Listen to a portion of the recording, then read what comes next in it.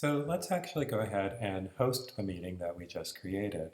So again, these instructions are for the host of the meeting, whoever is running the meeting, whether it's the teacher or a board member or a committee chair or someone else.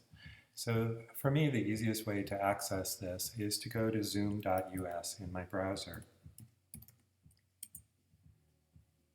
And I'll go to sign in. And I'll enter our ICD account information, info at desertinsight.org, and the password. Then I'll hit sign in. And there's nothing that needs to be done on this screen. This is just basic account profile. You'll see on the left a tab for meetings. Click on the meetings, and you'll see all of the meetings that have been set up, recurring and individual meetings. So the meeting we want to join or host is test meeting today. So you'll see a little green dot there. That means that people have already joined the meeting because we enabled join before host. Otherwise, it would say start rather than join. But whether it says start or join, this is what you want to click. So whichever is available. So it might say start. Right now it says join because there are other participants already in the meeting. So I'll click on that. I allow the Zoom app to run. And now you can see the meeting. And so there are 2 attendees already there. So I haven't started my video yet. I'm not going to do that right now. And I haven't unmuted. And I'm not going to do any unmuting right now because of feedback. So what I'm going to do is go over here to show you manage participants, because as a host, this would be my first step. So I'm going to go over here to manage participants, because as you can see, we have 3 people, Rule Young ICD, that's the account name of the host. And so I want to change that. And so I'm going to go over to Rule Young ICD host, me, and I'm going to go to the More button, click that, and choose Rename. And then you can type any name at all that you want, and that's what will show up to people in the meeting. So as the host, you have a few extra functions that are helpful.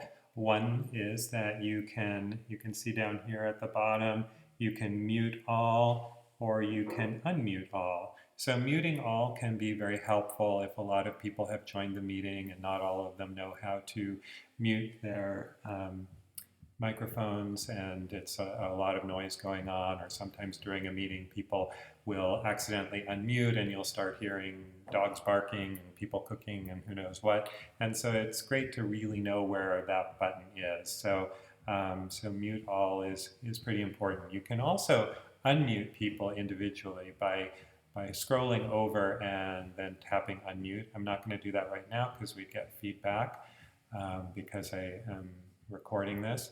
So the other thing that I want to point out is that you can also make an attendee a co-host. So let's say this attendee was Fran or Larry or Adrian, and I wanted them to be my co-host for the meeting. I would scroll over to More, and I'd scroll down to Make Co-host.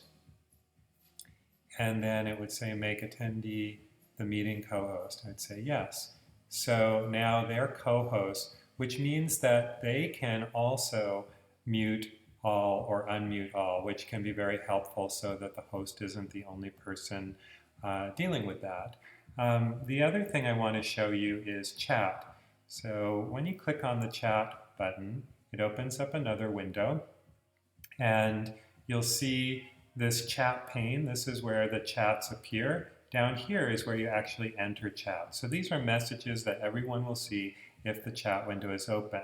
So everyone is chosen there, and I will just say, welcome, everyone. So now everyone will see that. If I wanted to send a private message, say to attendee who is my co-host, I would just say, hey, what's up? and then we can have a private conversation that way. Mostly you'll want to be talking to everyone, so it's good to leave it there. So that's very simple. Other things that it's helpful to know is the toggling the speaker view versus the gallery view. For some reason it thinks that attendee is speaking even though it's the host. That's probably because I don't have the microphone on right now. But you can toggle back and forth as you want. And that is really pretty much all you need to do. We could cover things like breakout rooms in another session. Share screen is an interesting function that we could also cover in another session, but these are the basics. One of the things that it would be very helpful to have a co-host do is at some time during the meeting type in a canned message to everyone, or it could be a spontaneous message about Dana, and then also copy into chat the Dana link so that people can support our offerings. So that is really it for this. I don't think there's anything else I need to cover right now. I'm going to click End Meeting, and since I might like people to hang around, I have the choice of leaving the meeting just for myself and then somebody is automatically made host, or the co-host would be made full host, or I could end the meeting for all and everyone is cut off at the same time. I'm just going to enter leave meeting and let them chat for a while if they'd like to.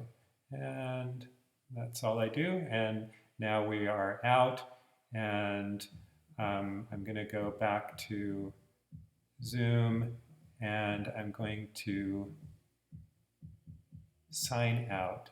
So just so you could see what I did there is I went back to Zoom, I went to my account, and I went to the upper right, this little icon of a person, clicked on that, and I went sign out, so that now somebody else who's using the ICD account would be able to use it. So that's it. Hope it was helpful, and thank you very much for your attention.